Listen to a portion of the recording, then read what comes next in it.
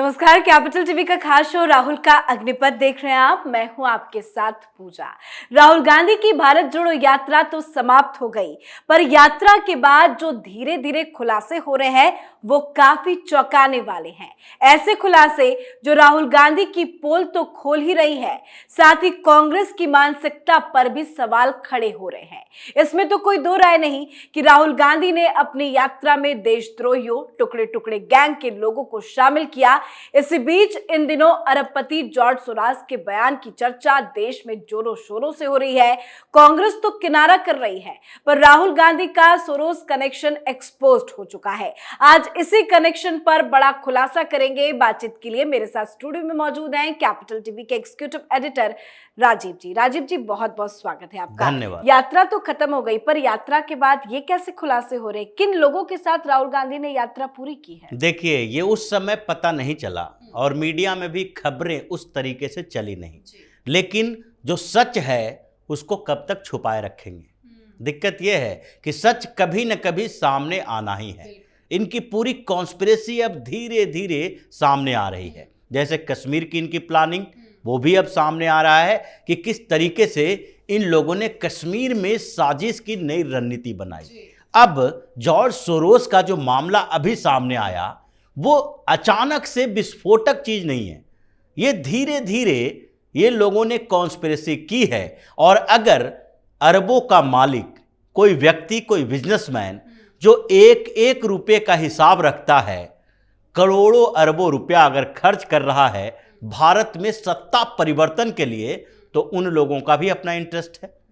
जो तस्वीर अभी सामने आ रही है राहुल की भारत जोड़ो यात्रा की, इसका मतलब है कि ये भारत जोड़ो नहीं, भारत तोड़ो यात्रा। जी, जिस तस्वीर की हम बात कर रहे हैं वो तस्वीर जरा पहले अपने दर्शकों को दिखा देते हैं। तो एक तरफ कांग्रेस पार्टी भारत विरोधी ताकतों के साथ हाथ मिलाए हुए है। कांग्रेस का हाथ जॉर्ज सोरोस के प्रोपेगेंडा के साथ किस तरह से है वो आपको दिखाते हैं। दरअसल एक फोटो इन दिनों जमकर वायरल हो रहा है जिसमें राहुल गांधी जॉर्ज सोरोस के फंडेड एनजीओ के वाइस प्रेसिडेंट सलील शेट्टी के साथ दिखाई दे रहे हैं। ये फोटो भारत जोड़ो यात्रा की है, जिसके बाद अब तो भारत जोड़ो यात्रा के फंड को लेकर भी सवाल खड़े हो रहे हैं। सवाल लाजमी भी है राजीव जी। अब लोग पूछ रहे हैं कि क्या फंड जॉर्ज सोरोस ने ही दिया था? बिल्कुल दिया होगा, क्योंकि ये बड़ी बात नहीं है, क्योंकि पहले ही इस बात की चर्चा हो रही है कि जॉर्ज सोरोस जैसा व्यक्ति अगर चाहता है कि भारत में पीएम मोदी की सत्ता खत्म हो, भारत में सत्ता परिवर्तन हो और इसका बहाना डेमोक्रेसी को बनाया जाए। क्या जॉर्ज सोरोस को पता नहीं है कि डेमोक्रेसी का हत्यारा कांग्रेस ही रही है हिंदुस्तान में? सबसे पहले डेमोक्रेसी की हत्या जो की गई वो इंदिरा गांधी के समय में की गई। अभी तक तो सामान्य तरीके से देखा जाए तो भारतीय जनता पार्टी की सरकार जब जब रही है, पहले एनडीए की सरकार, अटल बिहारी वाजपेयी की सरकार थी, उस समय भी लोकतंत्र का सबसे बेहतर स्वरूप देखने को मिला। सारी पार्टियों के साथ सामंजस्य बनी रही। एक वोट के कारण वाजपेयी जी की सरकार तक गिर गई। अगर तोड़ मोड़ की राजनीति करनी होती तो वो तोड़ लेते। एक सांसद को तोड़ना बड़ी बात नहीं होती है। अगर भारतीय जनता पार्टी की सरकार अभी 2014 के बाद भी है तो अभी सबसे बेहतर लोकतंत्र देखा जा सकता है। और उसका परिणाम यही है, उदाहरण यही है कि आज मीडिया में सबसे ज्यादा आलोचक प्रधानमंत्री नरेंद्र मोदी के हैं। फिर भी ये लोग चिल्ला चिल्ला के कहते हैं कि हम मीडिया पर भारतीय जनता पार्टी ने दबाव बना रखा है, प्रधानमंत्री ने सेंसर बना रखा है, सेंसर कर रखा है। तो राहुल गांधी की जहां तक बात है तो सलील शेट्टी एक उदाहरण है, जो जॉर्ज सोरोस के उस एनजीओ का वाइस प्रेसिडेंट है, जो कि पूरे दुनिया में ओपन सोसाइटी के लिए लड़ता है। ओपन सोसाइटी फाउंडेशन नाम रखा है। ओपन सोसाइटी का मतलब क्या? आप उन देशों के संस्कृतियों के साथ खिलवाड़ करें जहां पर जिस चीज के लिए लंबे समय से लोगों ने एक धारणा बना रखी है। जैसे हिंदुस्तान में एलजीबीटी राइट्स के लिए लड़ते हैं, सड़क पर आते हैं, यहां पर सुप्रीम कोर्ट में जाते हैं, हंगामा खड़ा करते हैं और इससे विवाद पैदा होता है, क्योंकि सनातन संस्कृति वाले लोग इसको स्वीकार नहीं कर सकते। कानूनी तरीके से भी सरकार ने भी अपने तरीके से सलाह दे रखी है, सुप्रीम कोर्ट में भी। उसी तरीके से ओपन सोसाइटी मतलब डेमोक्रेसी को, सेकुलरिज्म को हथियार बनाया जाता है। ये जो एनजीओ है ग्लोबल लेवल पर, ये उन देशों में काम करता है जिन देशों में एक मजबूत सरकार कभी भी इनके पक्ष में काम नहीं कर सकती। ये सलील सेठी उन्हीं पूरे एनजीओ ग्रुप के, एनजीओ नेटवर्क का एक मेंबर है। क्योंकि यही नहीं, इससे पहले ये एमनेस्टी इंटरनेशनल में काम करता था। एमनेस्टी इंटरनेशनल वैसी संस्था है जो सब वैसे देशों के ऊपर घात लगा के बैठी रहती है जो डेवलपमेंट करे तो अमेरिका को चिढ़ना हो, ब्रिटेन को चिढ़ना हो, यूरोप को जो कंपटीशन दे सकता हो, वहां पर ये अलग अलग तरीके से विकास के काम को बाधित करते हैं। हिंदुस्तान में भी इसने किया और इसलिए एमनेस्टी इंडिया पर प्रतिबंध लगाया गया। एफसीआरए लाइसेंस उसका कैंसिल किया गया क्योंकि आपका काम विकास को बढ़ाना है। एनजीओ की स्थापना ही इसलिए की गई है क्योंकि इसका नाम नॉन गवर्नमेंटल ऑर्गेनाइजेशन है। सरकार इससे सहयोग लेती है कि हम ये काम अपने प्रशासनिक तरीके से नहीं कर सकते, तो आप कार्यकर्ता के तौर पर वॉलेंटियरली आप ये काम कीजिए।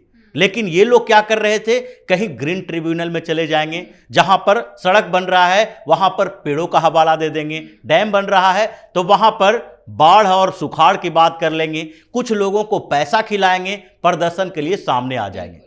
सबसे ज्यादा देशद्रोह का मामला जो चला था वो मनमोहन सिंह के समय में हुआ था, क्योंकि ये लोग कुडनकुलम में भी विरोध कर रहे थे परमाणु प्रोजेक्ट का। तो ये लोग पूरे दुनिया में ये जाल फैलाए हुए हैं। लेकिन क्या हुआ है, 2014 के बाद इनकी सारी प्लानिंग फेल हुई है। एफसीआरए लाइसेंस रद्द किया गया, सैकड़ों एनजीओ का लाइसेंस रद्द किया गया है और वो अब छटपटा रहे हैं कि हम काम कैसे करें। जैसे एमनेस्टी इंडिया की बात होती है, उसका भी लाइसेंस रद्द किया गया है। वो कोर्ट कचहरी का चक्कर काट रहा है क्योंकि अब इस समय में आपको एनजीओ के स्तर पर डेवलपमेंट का काम दिया जाएगा, डेवलपमेंट के विरोधी काम करने की आज़ादी नहीं मिलेगी।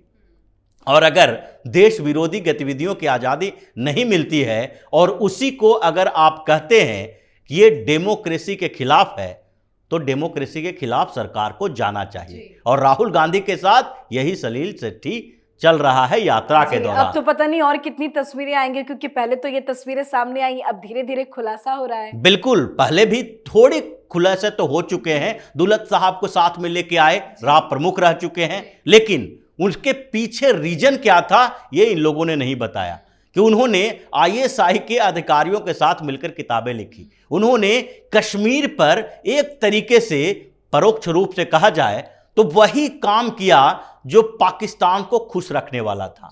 इन लोगों ने इनपुट भी वैसा ही दिया और आज भी ऐसे ही कामों में ये लोग हैं।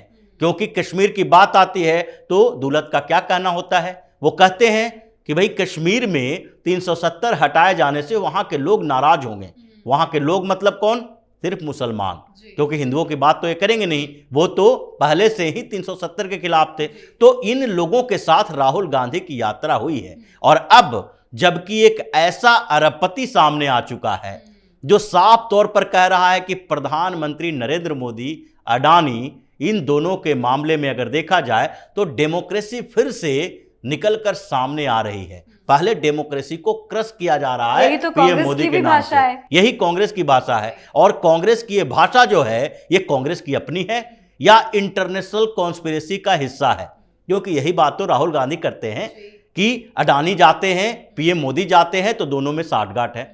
अडानी और मोदी की तस्वीर आ गई तो दोनों में साठगांठ है। तो ये तस्वीर, इतनी शर्मनाक तस्वीरें जब सामने आ रही है तो राहुल गांधी को मुंह छुपाने के लिए जगह नहीं। बीजेपी बार बार सवाल पूछ रही है कि जवाब दे राहुल गांधी, किसके साथ यात्रा कर रहे थे, कोई जवाब क्यों नहीं आ रहा है? बिल्कुल जवाब देना चाहिए। राहुल गांधी को बताना चाहिए कि आखिरकार जॉर्ज सोरस के मामले में तुरंत फुरत में कांग्रेस ने यह प्रतिक्रिया क्यों कर दी कि नहीं पीएम मोदी के खिलाफ उनको नहीं बोलना चाहिए, भारत की डेमोक्रेसी के खिलाफ नहीं बोलना चाहिए। वो छुपाने की कोशिश थी कि अगर हम इसके खिलाफ नहीं बोलेंगे तो हो सकता है कि जब जांच होगी, जब ये खोद कर सबूत निकालेंगे तो पता चलेगा कि कांग्रेस को तो इन लोगों से पैसे मिल रहे हैं। राहुल गांधी का जो ये विदेश दौरा होता है, अब जो छुपा के जाते हैं, अब इनके पीछे भी एजेंट जाना चाहिए।